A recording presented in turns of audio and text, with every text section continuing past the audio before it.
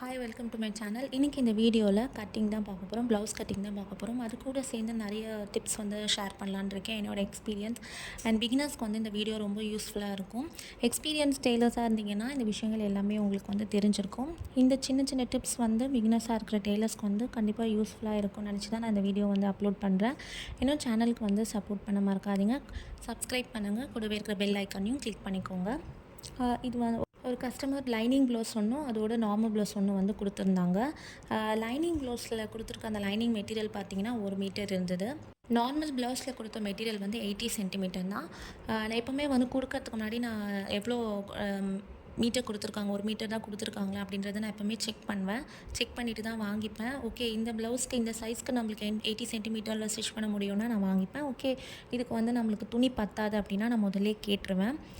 ஆனால் இவங்க வந்து 42 சைஸ் ப்ளவுஸ். ஆனால் அவங்க வந்து என்ன சொன்னாங்கன்னா 80 சென்டிமீட்டர் தான் இருக்குது, இது எப்படியாவது பார்த்து அட்ஜஸ்ட் பண்ணி ஸ்டிச் பண்ணி கொடுத்துரு அப்படின்ற மாதிரி சொல்லியிருந்தாங்க.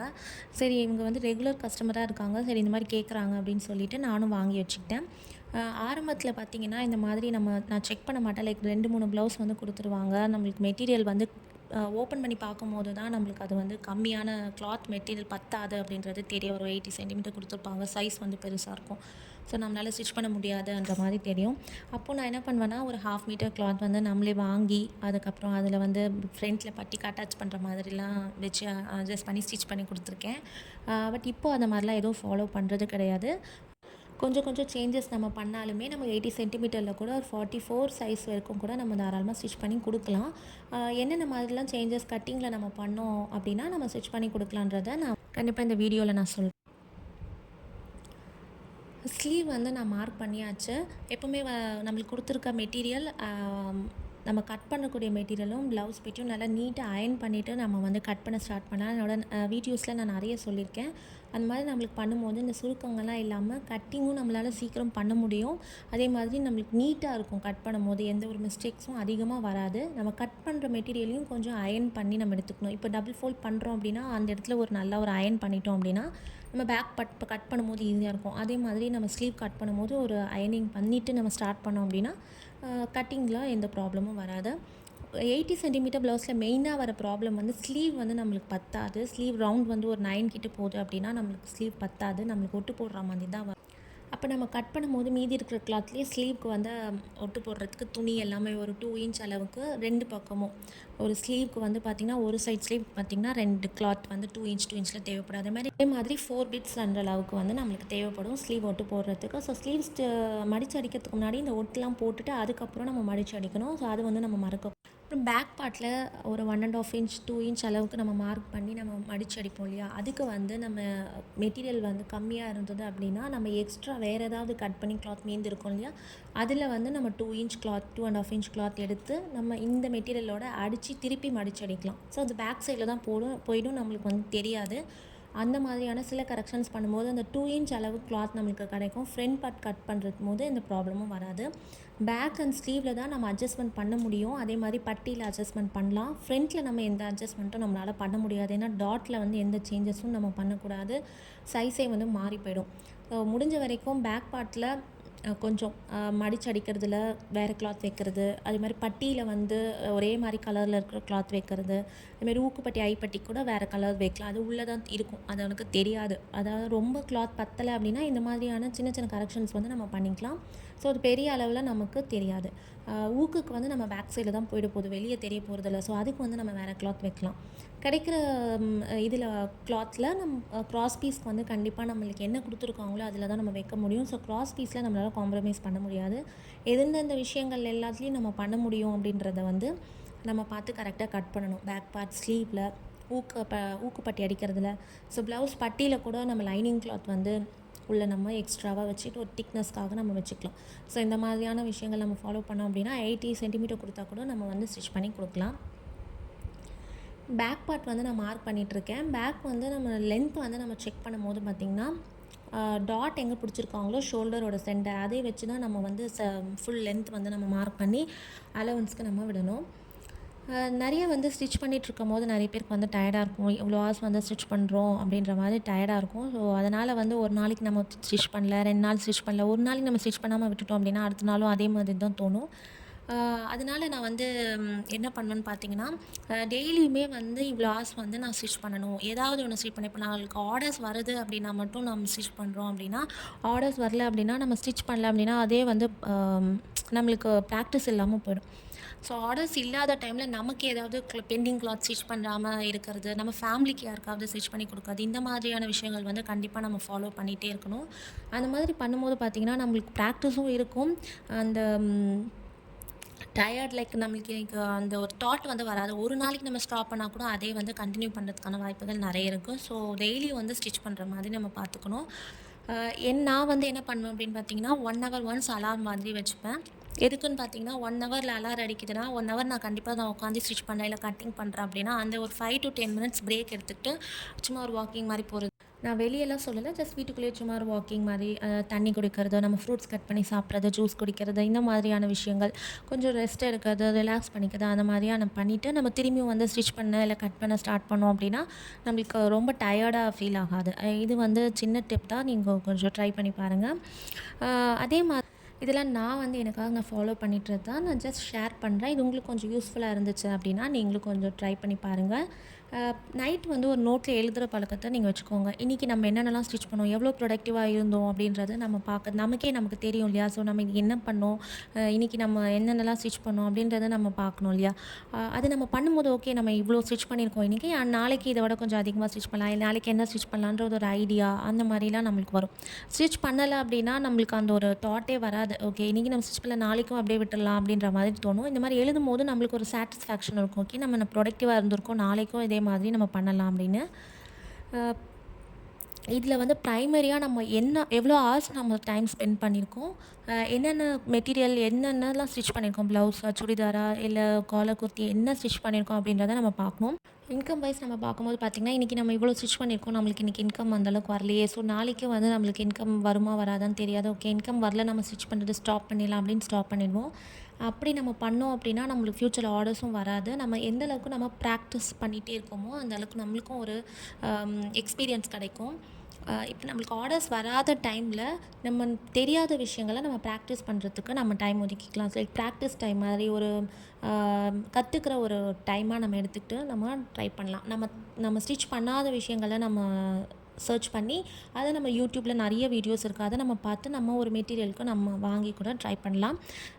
இப்போ ஆன்லைனில் மீஷோ இந்த மாதிரி நிறைய ஆப்பில் வந்து மெட்டீரியல் லைக் பல்கான மெட்டீரியல் எல்லாமே வந்து இருக்குது. லைக் 4 மீட்டர் 5 மீட்டர் பிரிண்டட் காட்டனில் அந்த மாதிரிலாம் இருக்குது. அந்த மாதிரி வாங்கும்போது நம்மளுக்கு கொஞ்சம் ரேட்டும் கம்மியாக இருக்கும், நம்ம ட்ரை பண்ணுறதுக்கும் நம்மளுக்கு ஈஸியாக இருக்கும். ஸோ அந்த மாதிரி பிகினஸாக இருந்தீங்கன்னா நீங்கள் வாங்கிட்டு வீட்டில் இருக்கவங்களுக்கு ஒரு சுடிதார் மெட்டீரியலோ இல்லை குழந்தைங்க இருந்தாங்கன்னா ஃப்ராக் அந்த மாதிரி ஸ்டிச் பண்ணி நமக்கு ஒன்று ஸ்டிச் பண்ணுறது, உங்களுக்கும் ஒன்று நீங்கள் ஒன்று ஸ்டிச் பண்ணிக்கிட்டு நம்ம ட்ரை பண்ணிக்கலாம். ஸோ அந்த மாதிரி ஃபாலோ பண்ணும்போது நம்மளுக்கு டெய்லியுமே ஒரு ப்ராக்டிஸ் வந்து இருந்துகிட்டே இருக்கும்.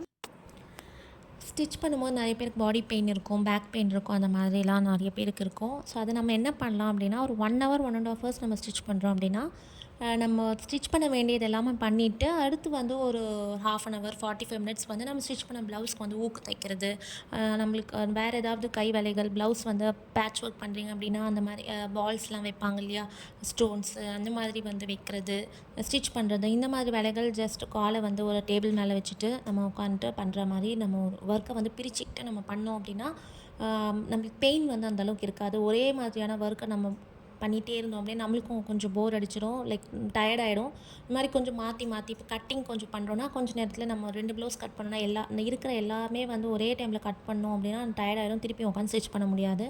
ஒரு கஸ்டமருக்கு கட் பண்ணிவிட்டு அதுக்கப்புறம் அவங்களுக்கு கொஞ்சம் ஸ்டிச் பண்ணி திருப்பியும் வந்து கொஞ்சம் கட்டிங் பண்ணி இந்த மாதிரி மாற்றி மாற்றி நம்மளோட ஒர்க்கை வந்து ப்ரையாரிட்டைஸ் பண்ணி நம்ம பண்ணோம் அப்படின்னா நம்மளுக்கு நிறைய பண்ண மாதிரியும் இருக்கும், நம்மளுக்கு ஒரே மாதிரியான ஒர்க் வந்து பண்ணிகிட்டே இருக்கோன்ற ஒரு ஃபீலிங்கும் இருக்காது. ஸோ இந்த மாதிரியான விஷயங்களும் நம்ம வந்து ஃபாலோ பண்ணிக்கோங்க. பேக் பார்ட் வந்து கட் பண்ணுறீங்க அப்படின்னா நம்ம நெக் வந்து டீப் நெக் வைக்கிறாங்கன்னா அந்த நெக்கில் வந்து கிளாத் வந்து கட் பண்ணுவோம் இல்லையா, அந்த நெக் நம்ம கட் பண்ணுற அந்த கிளாத் வந்து நம்ம ஐ கட்டுறதுக்கு உக்கு கட்டுறதுக்கு யூஸ் பண்ணிக்கலாம், இல்லைனா அதுலேயே கூட நம்ம கிராஸ் பீஸ் கட் பண்ணி யூஸ் பண்ணிக்கலாம். ஸோ அந்த மாதிரியான கிளாத் அதில் வர கிளாத் எல்லாம் நம்ம வேஸ்ட் பண்ணி போட்டுற வேண்டாம். நம்மளுக்கு 80 சென்டிமீட்டர் தான் கிளாத் கொடுத்துருக்காங்க அப்படின்னா எதுவுமே நம்ம வேஸ்ட் பண்ணக்கூடாது. கொஞ்சமாக இருந்தாலும் நம்ம ஸ்லீவ் ஒட்டு போகிறதுக்காவது நம்மளுக்கு யூஸ் ஆகும்ட்டு எல்லா கிளாத்தையும் வைக்கணும். இதுக்கு முன்னாடி கட் பண்ண கிளாத்தில் கொஞ்சமாக இருந்ததுன்னா கொஞ்சம் தான் கிளாத் இருக்குன்னா போட்டுடலாம். நிறைய இருக்குது அப்படின்னா எல்லாத்தையுமே நம்ம போட தேவையில்ல. நம்ம ஒரு பேக்கில் அதுக்குன்னு நம்ம போட்டு வச்சிட்டோம் அப்படின்னா, இப்போ ப்ளவுஸ் ஸ்டிச் பண்ணும்போது பட்டி வைக்கிறதுக்கு கொஞ்சம் நல்லா ஸ்டிஃபாக இருக்கணும். 2, 3 கிளாத் வச்சு அட்டாச் பண்ணுறதுக்கு யூஸ் பண்ணிக்கலாம். ஸோ எந்த மெட்டீரியலையுமே நம்ம வந்து வேஸ்ட் பண்ணி போடக்கூடாது.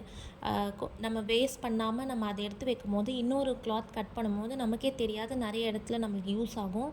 ஸோ ரொம்ப வந்து கிளாத்தையுமே நம்ம வேஸ்ட் பண்ணி போடக்கூடாது. கட் பண்ணுற கிளாத்தையுமே நம்ம வேஸ்ட் பண்ணக்கூடாது. எல்லாத்தையுமே நம்ம வந்து எந்த அளவுக்கு நம்ம யூஸ் பண்ணுறோமோ கம்ப்ளீட்டாக நம்ம யூஸ் பண்ணிக்கணும். எல்லா இடத்துக்குமே வந்து யூஸ் பண்ணணும். அந்த பேக் பார்ட் கட் பண்ணி மீதி இருக்கிறது வந்து நம்ம பட்டிக்கு யூஸ் பண்ணிக்கலாம். இப்போ நான் கட் பண்ணுற வீடியோலேயே பார்த்தீங்கன்னா தெரியும், ஸ்லீவ் வந்து ஃபஸ்ட்டு கட் பண்ணியிருப்பேன், அதுக்கப்புறம் பேக் கட் பண்ணியிருப்பேன். பேக் கட் பண்ணி மீதி இருக்கிறது வந்து நான் பட்டிக்கு வந்து அட்டாச் பண்ணுறதுக்கு யூஸ் பண்ணுவேன். இப்போ ஃப்ரண்ட்டில் வந்து பார்த்திங்கன்னா கொஞ்சம் கிளாத் இருக்குல்ல, அது மடிப்பு பக்கம் இருக்கிறதுனால அது நான் க்ராஸ் பீஸ்க்கு யூஸ் பண்ணுவேன். ஸோ இந்த மாதிரி எல்லா வேஸ்ட் பண்ணாமல் நம்ம ஒரு மெட்டீரியலை வந்து ப்ராப்பராக கட் பண்ணி நம்ம ஸ்டிச் பண்ணிக்கணும். நான் லாஸ்ட் வீடியோவில் ஸ்லீவ் கட் பண்ணுறதுக்கு டிப்ஸ் வந்து நான் ஷேர் பண்ணியிருப்பேன். அந்த வீடியோ பார்க்கலன்னா போய் பாருங்கள். அதோட லிங்க்கும் வந்து நான் இங்கே ஐ பட்டனில் நான் ஷேர் பண்ணுறேன். இப்போது ஃப்ரண்ட்டில் மட்டும் பார்த்திங்கன்னா நம்ம கொஞ்சமாக ஒரு 1/2 இன்ச் அளவுக்கு உள்ளே தள்ளி கட் பண்ணணும். அந்த மாதிரி பண்ணும்போது சுருக்கம்லாம் வராமல் இருக்கும், லூஸ் விடாது. இதுவும் வந்து நம்ம அளவு ப்ளவுஸில் எப்படி இருக்கும்ன்றது பார்க்க தேவையில்ல. பேக் பார்ட் மட்டும் ஹார்மோல் கட் பண்ணிவிட்டு அதுலேருந்து நம்ம கொஞ்சமாக ஃப்ரண்ட் பார்ட்டுக்கு உள்ளே கட் பண்ணால் போதும். நம்மளுக்கு ஃப்ரண்ட்டில் வந்து எந்த ஒரு சேஞ்சஸுமே வராது. நான் ஃப்ரண்ட் பார்ட் கட்டிங் எல்லாமே நான் கொஞ்சம் ஸ்லோவாக தான் பண்ணிகிட்ருக்கேன். டாட் அளவு ப்ளவுஸில் எந்த அளவுக்கு இருக்கோ அது நான் 3 இடத்துல வந்து மார்க் பண்ணுறேன். இங்கே ஒரு 1.25 இருந்தது. ஸோ அந்த அளவுக்கு வந்து 3 இடத்துல நான் மார்க் பண்ணிவிட்டு, அளவு ப்ளவுஸில் எப்படி இருக்கோ அதே அளவு நான் கரெக்டாக வச்சு மார்க் பண்ணிகிட்ருக்கேன். சைடில் வந்து பார்த்திங்கன்னா நான் எப்போவுமே அலவன்ஸ் வந்து விட மாட்டேன். என்னென்னு தெரியல, நான் அலவன்ஸ் வந்து நான் ஒரு 1/2 இன்ச் விட்டால் கூட பார்த்திங்கன்னா அந்த இடம் ரொம்ப அதிகமாக தெரியுது. சைட் ஜாயின் பண்ணும்போது எனக்கு ப்ராப்ளம் வருது. அலவன்ஸ் விடலைனாவே அந்த இடம் வந்து கரெக்டாக இருக்குது. என்னோடய ஸ்டிச்சிங் எக்ஸ்பீரியன்ஸ் வந்து நான் ஷேர் பண்ணுறேன். பிகினர்ஸ்க்கு ரொம்ப யூஸ்ஃபுல்லாக இருக்கும். எப்படி ஆர்டர்ஸ் வாங்குறது, எப்படி ஸ்டார்ட் பண்ணுறது அப்படின்னு சொல்லி. கிளாஸ் போய் ஒரு 1.5 இயர்ஸ் வரைக்கும் நான் வீட்டில் எனக்கு மட்டும் தான் ஸ்டிச் பண்ணிகிட்ருந்தேன். அதுக்கப்புறம் எங்கள் அம்மாவுக்கு ஸ்டிச் பண்ணி கொடுத்துட்ருந்தேன். அதுக்கப்புறம் வந்து என்ன மாதிரி வெளியில் எப்படி கொடுக்குறது, எப்படி ஸ்டிச் பண்ணி கொடுக்குறது அப்படின்ற போது சின்னதாக ஒரு பிஸ்னஸ் கார்டு மாதிரி நான் வந்து போட்டிருந்தேன். அதிலோட நேம், நான் என்னதெல்லாம் பண்ணுவேன், ஆல்ட்ரேஷன்ஸ், நார்மல் ப்ளவுஸ் எதெல்லாம் ஸ்டிச் பண்ணுவேன்றதை ஒரு டீட்டெயிலாக நான் கொடுத்துருந்து, அதுக்கப்புறம் என்னோடய காண்டாக்ட் நம்பர், மெயில் ஐடி கொடுத்து ஒரு சின்னதாக கார்டு மாதிரி போட்டிருந்தேன். நான் ஸ்டிச்சிங் மெட்டீரியல்லாம் நான் வாங்க ஒரு கடையில் அந்த கார்டை நான் கொடுத்து, இந்த மாதிரி யாராவது ஸ்டிச்சிங் வேணும் அப்படின்னா இதை நீங்கள் ஷேர் பண்ணுங்கள், இதை நீங்கள் கொடுங்க அப்படின்னு சொல்லிட்டு ஒரு 3 நாள் கடையில் நான் கொடுத்துருந்தேன். லைனிங் வாங்குகிற இடத்துல இப்போது நான் வந்து ஆரி பண்ணுறேன், இல்லை ஊசி வாங்குகிறேன், நூல் வாங்குகிறேன், அந்த இடத்துல ஒரு கார்டு கொடுத்துருந்தேன். அதே மாதிரி மெட்டீரியல் லைனிங்லாம் வாங்குகிற ஒரு ஷாப் இருக்கும் இல்லையா, அங்கே நான் வந்து கார்டு கொடுத்துருந்தேன். அப்போ அவங்க சொல்லியிருந்தாங்க, நான் இங்கே நிறைய பேர் ஸ்டிச் பண்ணி கொடுத்துட்ருக்காங்க அப்படின்னு சொல்லி. எப்படி எந்த மாதிரி ப்ராசஸ் ஃபாலோ பண்ணுறீங்கன்னு கேட்கும்போது, கஸ்டமர்ஸ் வந்து அவங்கக்கிட்ட ப்ளவுஸ் கொடுப்பாங்க. அது வந்து வெளியில் டெய்லர்ஸ் இருப்பாங்க இல்லையா, வந்து வாங்கிட்டு போயிட்டு ஸ்டிச் பண்ணி கடையில் கொடுத்துட்டு போவாங்க.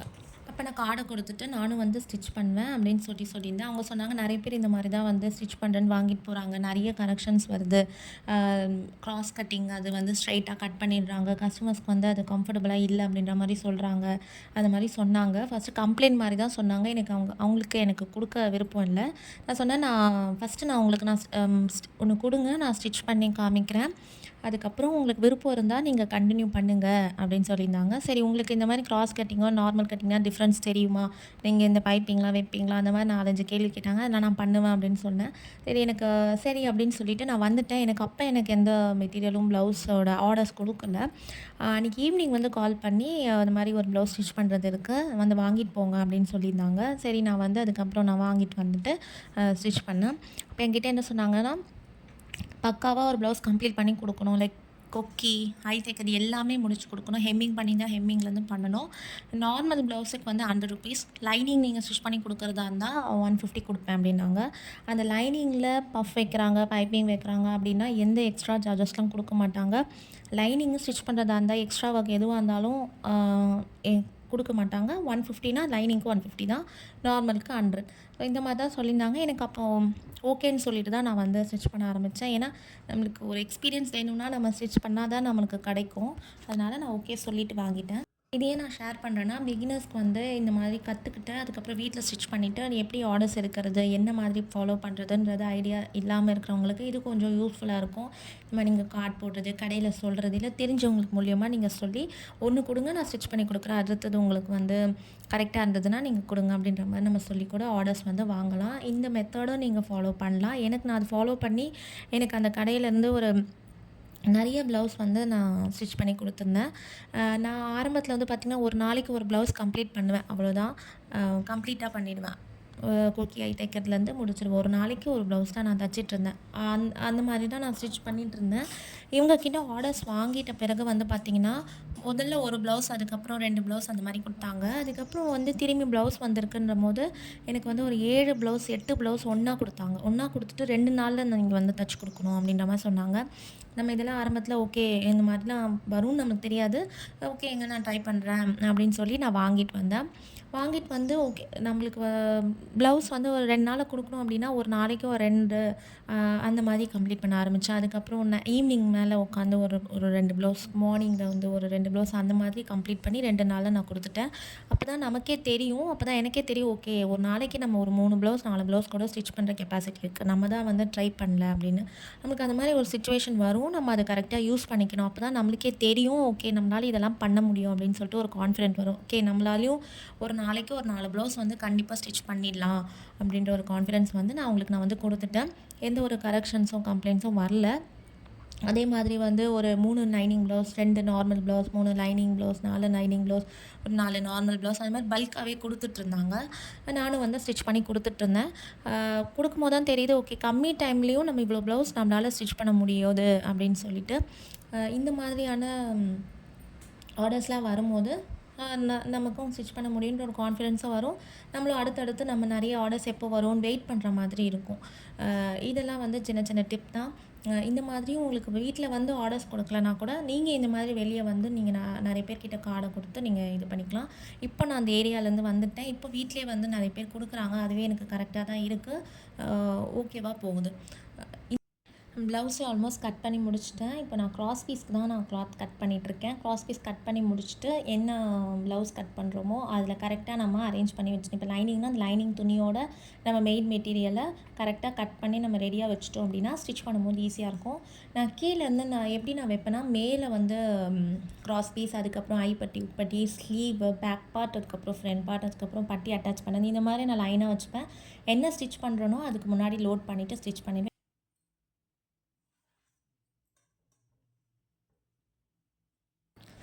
நான் இப்போ 2 ப்ளவுஸ் ஸ்டிச் பண்ணேன்னா, 2 பாபின்லேயும் அதுக்கு தேவையான த்ரெட் வந்து லோட் பண்ணிவிட்டு, எல்லாம் ப்ராப்பராக அரேஞ்ச் பண்ணிவிட்டு, ஸ்டிச் பண்ணுற ப்ளவுஸ் பக்கத்துலேயே எடுத்து வச்சுப்பேன். எதுக்கும் வந்து ஒரு 1 ஹவர் நான் கண்டினியூஸாக ஸ்டிச் பண்ண ஒரு ப்ளவுஸ் கம்ப்ளீட் பண்ணுறேன்னா, நடுவில் எழுந்திருக்காத அளவுக்கு எல்லாமே ரெடியாக எடுத்து வச்சுப்பேன். இந்த வீடியோ பொறுமையாக பார்த்ததுக்கு நன்றி. அடுத்த வீடியோவில் பார்க்கலாம்.